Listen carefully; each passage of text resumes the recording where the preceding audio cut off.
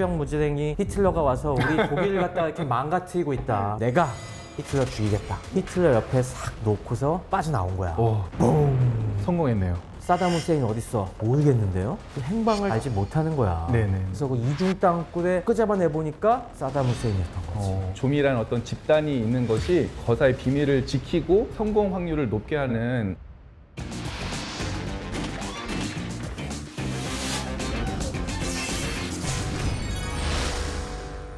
자, 오늘 이 시간에도 손승우 교수님과 함께 네트워크 과학의 매력에 대해서 전달해 드리도록 하겠습니다. 오늘의 탐구 주제는 2차 세계대전에서 독일을 뒤흔든 히틀러 암살 미수 사건을 네트워크 과학적으로 분석해 드리도록 하겠습니다. 히틀러 암살 사건 얘기를 하시니까요. 생각나는 영화가 있는데 탐 크루즈 출연하셨던 맞아. 네. 맞아. 바로 그거. 작전명 발키리. 전쟁 영화 치고 액션이 적다는 걸로 유명하던데요. 우리 또 톰 형님께서 암살 미수 사건의 핵심 모의자였던 슈타우펜베르크 대령 역할을 해갖고 아주 열연을 펼쳐주신 그런 영화이기도 하지. 예. 근데 몇 년 전에 되게 재밌는 연구가 있었더라고. 네. 독일에서 학자분 한 분이 히틀러 암살 모의 사건의 가담자들의 네. 네트워크를 분석해갖고 아, 박사학위를 받으시고 이게 책으로까지 나왔어. 아 그러면 또 봐야 되겠네요. 그지. 그래서 내가 우리 손 교수랑 이 얘기를 꼭 해봐야겠다라고 네. 생각을 했었어. 한 수 배우겠습니다. 아, 그 암살 모의가 어떻게 시작됐는지 좀 자세하게 얘기 좀 해주시죠. 1944년 7월 달에 발생한 일이거든. 근데 요 무렵이 전쟁 말기잖아. 네. 이미 독일은 1943년 무렵부터 스탈린그라드 전투에서 패배하고 패전으로 몰려가는 그건 암담한 상황이었거든. 그러다 보니까 이제 독일 내부에서도 그동안 히틀러의 위세에 꽉 눌려있던 사람들이 히틀러가 우리 독일을 이 악의 구렁텅이를 넘어서 패망의 길로 몰고 가고 있다. 나는 그런 생각을 이제 자각하기 시작한 거야. 아, 암살을 한 다음에 그런 쿠데타를 벌여서 그렇지. 뭔가 체제를 바꿔보려고 했던 거군요. 그렇지. 그러면 내가 질문 하나 해볼게. 네. 만약에 손 교수가 이런 거사를 꾸미고 있다고 해봐. 네네. 그러면은 어떤 사람들을 동지로 이제 끌어들이겠어? 가족이 우선 좀 첫 번째가 될 것 같기도 하고요. 그리고 내가 그동안 오래 사귀어서 이 사람의 뜻이 어떠하다는 것을 충분히 믿을 수 있는 사람? 이런 사람들을 먼저 모으지 않을까요? 손 교수가 그러면 네. 나 끌어들이겠어? 체스하고는 같이 공부도 했었고 그리고 형수님도 알고 있기 때문에 충분히 끌어들여야 될 것 같은데요. 아, 이도신문에 안 넘어가는구나. 자, 그러면 어떤 사람들이 서로 동지가 됐는지 바로 그 네트워크를 직접 보면서 얘기해 볼까? 예, 한번 보여주시죠. 시청자 여러분 당황하셨죠 지금? 갑자기 막 점선들이 엄청나게 나와서 저게 뭐야 라고 하실지 모르겠는데 걱정하지 마십시오. 저게 네트워크의 전형적인 모습입니다. 그리고 우리 손 교수가 아주 친절하게 해설해 줄 겁니다. 저희는 이런 걸 보는데 아주 능숙합니다. 평소에 보던 거고요. 여기에서 주의 깊게 보셔야 되는 거는 연결 중심성을 먼저 보면 좀 좋을 것 같아요. 가장 많은 선이 연결되어 있는 인물, 노드가 무엇일까? 스타우펜베르크도 있고요. 괴델러도 보이고 그러네요. 괴델러 박사, 예. 가운데는 베크 장군도 있고. 베크 장군 같은 경우에는 네트워크 구조적으로 봤을 때는 연결선이 좀 적더라도 서로 다른 조직을 갖다가 연결하는 아주 큰 역할을 하고 있는 것 같고 사이 중심도가 굉장히 높은 인물로 나올 것 같은 생각이 딱 들어요. 저렇게 밀도 있게 연결되어 있는 이런 구조를 클릭이라고 부르는데요. 나쁘게 번역하면 패거리고요. 좋게 번역하면 뭐 집단 이렇게 됩니다. 그래서 저런 어떤 굉장히 똘똘 뭉친 조밀한 어떤 집단이 있는 것이 전체적인 어떤 거사의 비밀을 지키고 그리고 그걸 추진해 나가는 어떤 중심이 되지 않았을까. 그리고 그것이 성공 확률을 높게 하는 가능성이 있지 않을까라는 생각이 드네요. 특히 저런 군대에 과거 프로이센 귀족 출신들이 굉장히 많았어. 그러니까 저 군인들은 사실 사회적으로 보더라도 뼈대 있는 집안에서 비슷한 문화를 공유했던 이런 사람들이 굉장히 많은 거야. 말하자면 뭐 송골 보수 군인? 뭐 이 정도 얘기할 수 있을 것 같아. 정통 있는 뼈대 있는 어떤 그렇지. 그런 가문과 학벌, 뭔가 뜻을 모아서 만들어진 그런 그렇지. 신뢰 네트워크네요. 그런 식으로 굉장히 비슷한 배경을 공유하고 있는 사람들이 많고 네네. 또 저기 민간인들이 굉장히 많아 보인다고 하지만은 네. 저 민간인들도 성향이 사실은 비슷해. 괴델러 박사 같은 경우도 보면은 시장 같은 거 하면서 고위 공무원. 왜 아무래도 행정 관료라든가 법조계 인사 뭐 그런 사람들이 사회적 지위가 있다 보니까 그쵸. 이 독일 체제를 갖다가 이끌고 나간다는 그 자부심이 있는 사람들이기 때문에 야, 저 그 상병무지랭이 히틀러가 와서 우리 독일을 갖다가 이렇게 망가뜨리고 있다. 예. 우리 귀족 출신들이 이걸 이제 바로잡아야 할 때가 됐다라는 그런 그렇죠. 인식이 딱 잡혀 있었던 것 같아요. 근데 역사적으로 봤을 때는 결국은 실패했잖아요. 뭐가 문제였던 거죠? 암살을 직접 맡은 슈타우펜베르크는 네. 원래는 야전장교로 나갔었다가 폭격기에 공습을 받아갖고 네. 중상을 입었었거든요. 맞아요. 눈을 이렇게 가리고 나왔던 맞아. 장면이 나왔던 것 같아요. 눈도 하나 잃고 예. 팔도 하나 잃고 음. 그리고 나머지 팔도 손가락 2개를 잃어갖고 불구가 됐지만은 네네. 그래도 군에 남아갖고 예비군들 소집해갖고 정규군으로 보내는 참모장을 맡고 있었어. 그러다 보니까 동원 계획 같은 거 세워갖고 이걸 갖다가 히틀러한테 직접 가서 결제 맡아오는 이런 역할들을 많이 하게 된 거야. 직접 만날 수 있는 일이 그렇지. 많았던 그러니까 거네요. 그런 식으로 히틀러를 만날 일이 굉장히 많이 있었고 그리고 히틀러 입장에서도 조국을 위해서 이렇게 열심히 열심히, 싸운 이 장교인데 네. 의심 안 할 거 아니야. 그렇네요. 충성스러운 군인. 그러다 보니까 히틀러에게 특별한 경계심을 주지 않고 접근할 수 있었던 그런 좋은 포지션에 있었다는 거야. 그래서 네네. 슈타우펜베르크를 갖다가 거사를 모의하는 사람들이 끌어들였지. 원래는 동생이 먼저 저희 가담하고 있었는데 혈연으로. 그죠, 혈연으로 이제 끌려 들어갔고 그럼 내가 히틀러 죽이겠다. 네. 이렇게 결심하게 된 거지. 아, 그때 그래서 쓴 폭탄이 플라스틱 폭탄이라는 거야. TNT에다 여러 가지 가소제를 집어넣어갖고 말랑말랑하게 우리 찰흙처럼 가공할 수 있는 그런 폭탄인데 가방에 이렇게 넣기도 그걸 가방에 좋겠네요. 서류랑 같이 넣어갖고 그 안에 시한신관을 딱 세팅해. 그러니까 예. 몇 분 뒤에 딱 터지게. 터질 수 있게. 같이 좀 회의에 참석하다가 잠시 볼 일 있어 나갔다 오겠습니다 하고 그 가방을 놓고. 히틀러 옆에 싹 놓고서 빠져나온 거야. 최고로 긴장되는 순간일 것 같은데요. 그렇지. 그러고 나서 이제 밖에서 뽕 하는 폭음이 들리니까 성공했네요. 이때까지만 해도 슈타우펜베르크는 당연히 히틀러가 죽었을 거라고 믿어 의심치 않았는데 그게 아니었던 거야. 당연히 우리가 보안을 지키고 적의 공습으로부터 보호하기 위해서는 튼튼한 콘크리트 벙커가 벙커에 있었거든. 들어가죠. 저 뒤에 배경에 보면은 큰 콘크리트 건물이 있잖아. 네네. 그게 바로 원래 회의가 많이 열리던 네. 콘크리트 벙커였어. 7월달이다 보니까 너무 더워서 바깥 별채에서 이 회의가 이루어진 거야. 원래 이렇게 밀폐된 벙커 안에서 폭탄이 터졌다고 하면은 거기에서 폭발한 압력이 그치. 여러 방향으로 반사되면서 굉장히 큰 충격을 주고 뿐만 아니라 그 에너지가 안에 갇혀서 굉장히 파괴력을 발휘했을 것 같은데요. 맞아. 근데 이게 오픈이 돼 있으면은 이게 창문도 깨지고 밖으로 나가면서 사실 김새죠. 네, 김새였을 것 같은데요. 정확해. 하지만 또 하나의 문제가 있었어. 슈타우펜베르크가 가방을 딱 히틀러 옆에 놓고 나온 사이에 어떤 한 참석자가 뭐야 발에 치는 거야. 가방 하나가. 가방이. 누가 가방을 여기다 놨어 하면서 그 가방을 갖다가 튼튼한 다리 옆에다가 그려놓은 거지. 책상에 이렇게 막아주는 역할도 했겠네요. 그렇지. 나중에 찍은 회의장 안 사진을 보면은 네. 회의장이 아수- 난장판이 아수화장이 됐어. 예, 그래갖고 예. 저 밑에 보면 탁자 되게 두껍잖아. 그러네요. 다리도 두껍고 예. 저게 막아줌으로써 난장판이 됐지만 히틀러는 살 수가 있었던 거지. 야, 저거 보면 진짜 뭐 화염이나 충격파 이런 것들은 정말 대단했던 것 같은데 히틀러가 꼭 죽지 않아도 저 정도의 혼란을 겪고 나면은 어떤 소요 사태가 일어나기에 충분한 것 같은데요. 저렇게 지휘부가 좀 혼란에 많이 빠졌을 때 쿠데타를 일으키면 되지 않았을까요? 그게 사실 진짜 아까운 부분인 것 같아. 그 당시 베를린에 남아있던 이런 가담자들이 야 히틀러 죽은 거 맞아? 라고 확인해 봤을 때 죽었는지 안 죽었는지 확실하지가 않은데요? 그런 식으로 연락이 온 거야. 그러다 보니까 이 사람들이 계속 그렇게 우물쭈물 하면서 아주 황금 같은 골든타임을 놓쳐버리고 있었던 거야. 히틀러가 이제 정신 차리고 당장 저 반란군들 제압해 이런 식으로 명령을 내리니까 슈타펜베르크 대령은 직결 총살 처분을 당했고 그 다음에 남은 가담자들도 아주 끔찍한 죽음을 당했어.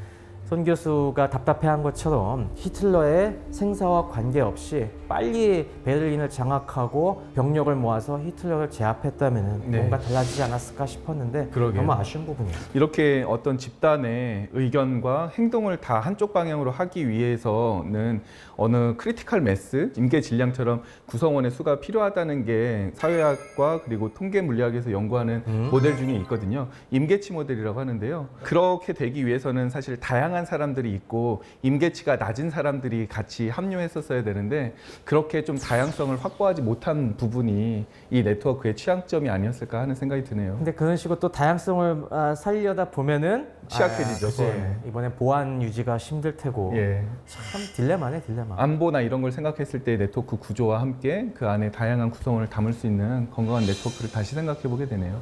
맞아. 근데 이 네트워크 과학이 물론 이렇게 현상을 이해하는 것도 중요하지만은 그 다음엔 이걸 응용을 하는 게 또 굉장히 의미가 있을 텐데 네. 응용으로서의 가치가 주목받게 된 그 계기가 우리 9.11 테러였죠. 9.11 테러 같은 경우에도 굉장히 큰 사건이었죠. 그치. 총 4대의 비행기가 하이잭 당했었잖아요.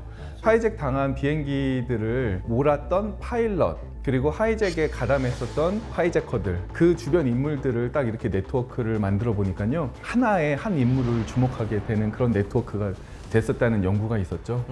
그 이후에서 소셜 네트워크들을 잘 연구하고 이상 징후들을 탐지했으면은 이런 사건을 미연에 방지할 수 있었을까? 이런 논의들이 활발하게 이루어지면서 소셜 네트워크에 대한 분석이 더 많이 활발하게 진행됐던 것 같아요.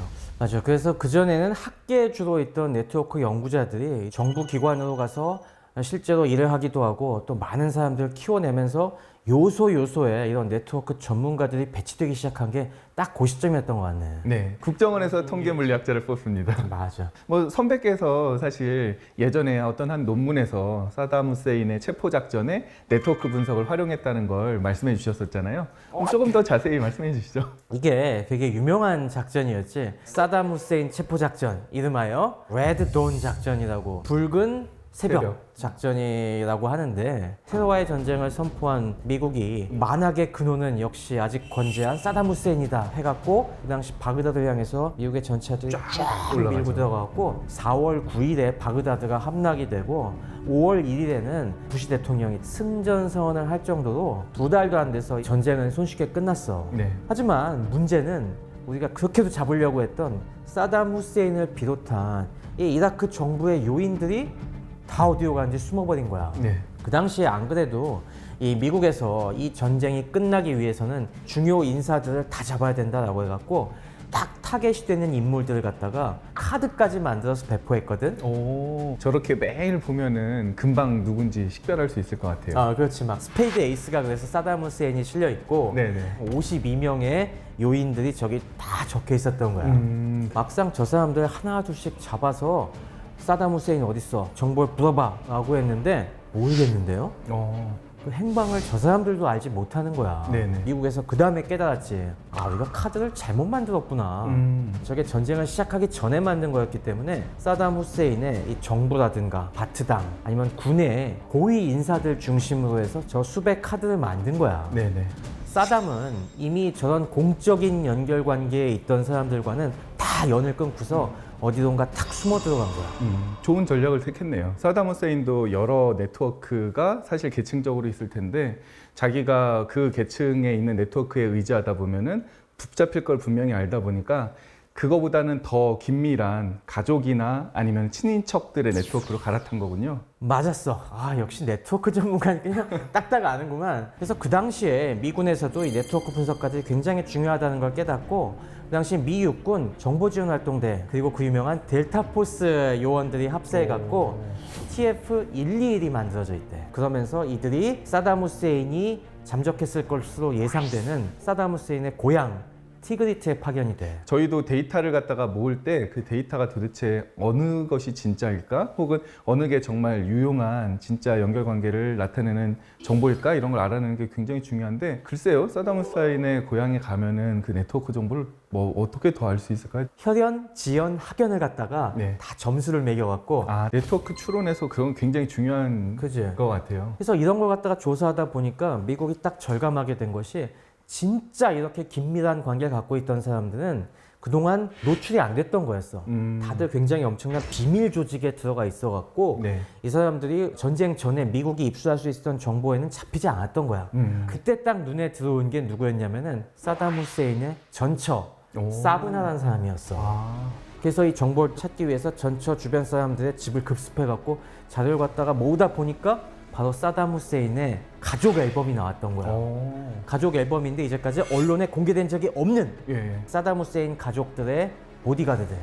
경호원들, 비밀 경호원들이 여기 있었던 거야. 경호원들은 보통 굉장히 두꺼운 마스크와 그리고 선글라스를 쫙 끼고서 자기의 정체가 드러나지 않게끔 하는데 그렇지. 이런 사진이면은 정말 누군지 특정할 수도 있고 맞아. 찾아볼 수도 있겠네요. 그치. 그래서 미국의 이 TF-121은 딱 저런 사진들을 이용을 해갖고 사담이 진짜 믿고 의지하던 아주 측근들을 찾아낼 수가 있었던 거야. 그래서 그 네트워크에 갖다가 역시 중요한 부분에 갖다가 출연해 보면은 딱 저 정도 요약할 수가 있는데, 와, 이 뭐 손 교수는 네트워크 전문가니까 딱 적어 보면은 여기서 중요한 인물이 누군지 금방 보이지? 예. 제가 몇 번 말씀드렸었죠. 네트워크 중심성, 중심도라고 하는 걸 생각하면 연결선이 많은 사람과 그리고 중간에 중요한 정보를 연결할 것 같은 사람입니다. 연결고리가 핵심이지. 예, 그래서 저기 루드맨 이브라임, 이브라임, 예, 저 사람이 굉장히 좀 중요한 인물이라는 게 딱 보이고요. 그리고 그 사람을 한 단계, 두 단계 있는 저 두 사람, 중간에 길목 역할을 하는 무슬리트 가문의 저 두 사람이 굉장히 중요한 사회 중심도가 높을 사람일 것이 뻔합니다. 그러니까 저게 딱 밝혀지니까 이제 딱 표적이 잡히지. 예. 저 사람들 잡아들이면은 중요한 정보가 나오겠구나, 쉽게 알 수 있을 거 아니야. 그래서 미군이 저 사람들을 표적으로 해서 포위망을 좁히기 시작해갖고 드디어 2003년 11월 달에 저 루드만을 체포해. 근데 돌발 사고가 발생했어. 저 루드만이 네. 그만 자살하고 만 거야, 중간에. 취조를 당하면 정보를 다 불게 되니까. 그래서 예. 저 사람이 자살로 그냥 생을 마감하니까. 크던 모하마드를 잡아야죠. 그렇지. 저 중에 이제 모함마드 갖다가 잡는데 총력을 기울인 거야. 예. 그러면은 저 모함마드 잡으려면 누구를 그럼 또 공략해야겠어? 전처에 해당하는 분은 근데 찾기가 더 어려울 것 같고요. 그럼 바심 라티프, 다른 하나는 모하마드 쿠다이르라고 하는 사람이 보이네요. 근데 그 사람들은 어떤 집안이 표시가 안 돼 있네요. 무슬리트 집안은 따로 표시가 돼 있는데. 아 맞아. 저 사람들은 무슬리트 집안 사람들은 아니었어. 예, 그러니까 예. 인척은 아니었는데 예. 다른 중요한 관계가 있었지. 바심은 어떤 사람이냐면 바로 저 모함마드의 개인 운전기사였고 또 다른 모함마드 쿠다이라는 사람은 같은 고향의 낚시 친구였대. 저런 데 숨어질 가능성이 큽니다. 맞아.